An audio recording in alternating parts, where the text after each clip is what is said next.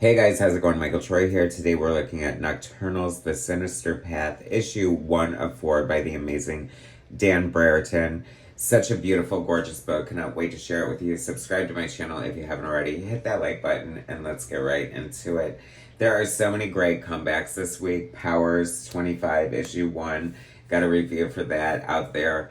And Nocturnals, one of the most beautifully painted comic books ever. Dan Brereton, series creator, is so talented and unique in his style. I think I've covered like an issue of Nocturnals before. You know, I've been a fan of this book forever, I think since the first series, and gotten it sporadically when I can or when I've been aware of its publication. I'm not like so entrenched in it that I'm like so familiar with the characters, so it was definitely took a refreshing course to get reintroduced, and I think he sets it up in such a great way. It feels like it's been a long time since this has been published at Dark Horse now. I think they've been at Dark Horse for a long while.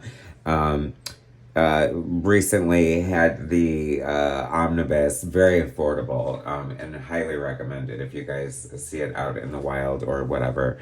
Don't hesitate to pick it up, especially after you see how gorgeous this book is. There is a handy dandy little legend in the back to explaining who the characters are and their background. I really appreciated that.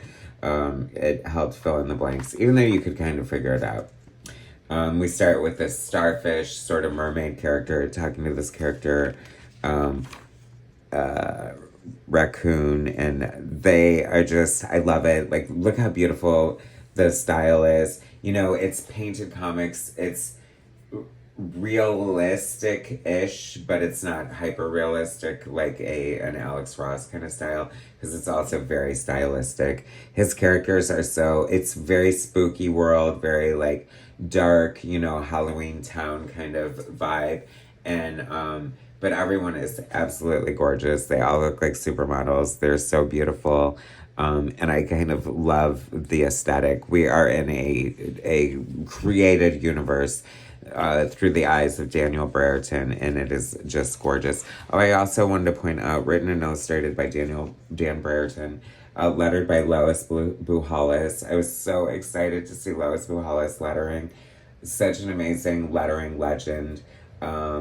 If you know, you know, the spouse of Tom Orzechowski, the great X-Men letterer. And she lettered the Ginger Fox graphic novel and so many other great books since the 80s and probably before. So that really thrilled me. And the lettering looks amazing, by the way.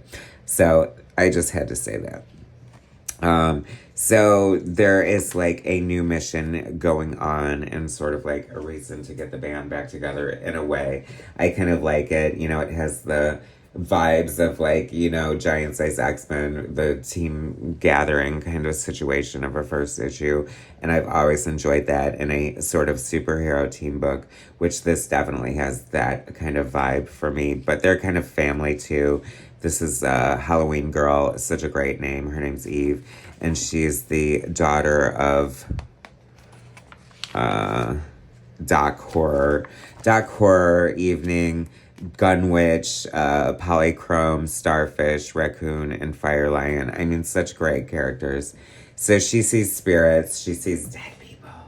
Polychrome is kind of like the dead mother. She has all these creepy dolls in her room, and then there's all kinds of things going. You're scaring my toys. I love that. I just love little aspects like that. Love this gorgeous forest scene.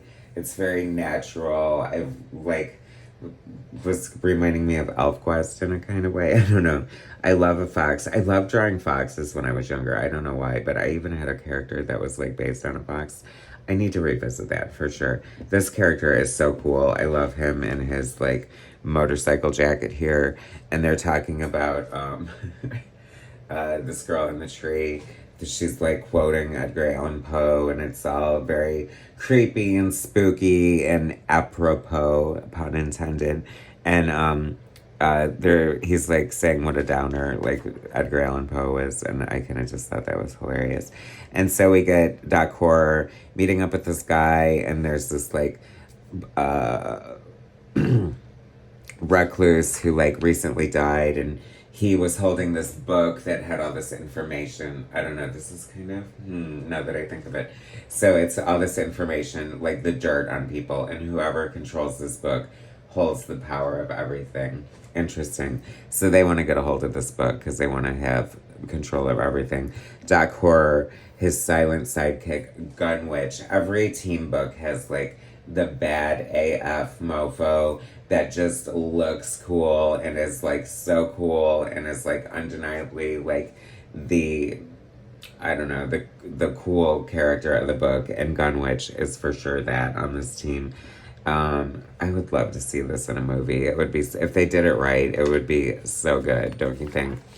So they go to this recluse's mansion, you know, prepared to, or they're gonna try to get a hold of this book, and they go in there, and Doc Horror leads the way. He's very alpha male, by the way. The painting is just gorgeous. It's interesting because I saw, like, I think I saw him share some process of, like, an X-Men painting he was doing. Maybe for the recreation, ironically, of Giant Size X-Men #1 that I was thinking, where they're all, like, standing on the staircase. And his paintings aren't humongous. Like, you would think they would be, like, really big, but they're actually kind of delicate and, like, really refined and beautiful. And I was just like further blown away by the talent that comes out of this man. And the story is so good and intriguing. Like it took me a minute to sink into it because it's so hard to get past the jaw-dropping visuals. But once I force myself to focus, I'm like, the story is so cool and fun and intriguing. And I just like love the layers of like hauntedness in a way, because she's like happy, excited to talk to the ghosts, and she sees this little boy, and it's very like there's a hidden thing behind the painting, and it feels like detectively in a way because he's like figuring out these little clues and stuff. And then she goes into the attic and finds all these great toys, and it ends on this great cliffhanger, spoilers, and it just really left me wanting more. It is so good to have the Nocturnals back. I love seeing great properties like this still around, still relevant, and still firing on all pistons. Dan Brereton's art has not missed a beat, and I feel like this is at least a 20-year-old property. So gorgeous, if not maybe from the 90s even, I don't know, but just like such a beautiful book. So excited and surprised that it came out, and I was so excited to pick it up. So you guys definitely need to get it. Subscribe to my channel if you haven't already. Hit that like button, and I will bring you more soon.